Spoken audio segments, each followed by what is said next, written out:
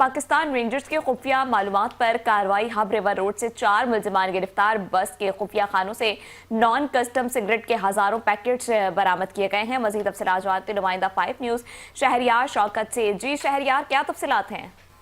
जी बिल्कुल, ये पाकिस्तान रेंजर्स सिंध ने खुफिया मालूमात के ऊपर एक बड़ी कार्रवाई की है और हब रिवर रोड माड़ीपुर जो है यहाँ से स्नैप चेकिंग के दौरान एक मुसाफिर बस से 4 मुलजिमान को गिरफ्तार किया है।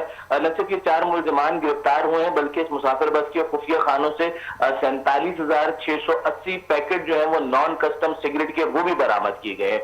इन मुलजिमान से 4 मोबाइल फोन और नकदी जो है वो भी बरामद की है। मुलजिमान ने दौरान तफ्तीश ये इंकशाफ किया है कि मुख्तलिफ बसों के अंदर ये खुफिया खाने बनाते हैं जिनके अंदर ये नॉन कस्टम सिगरेट और दीगर जो अशिया हैं उनको स्मगल किया जाता है।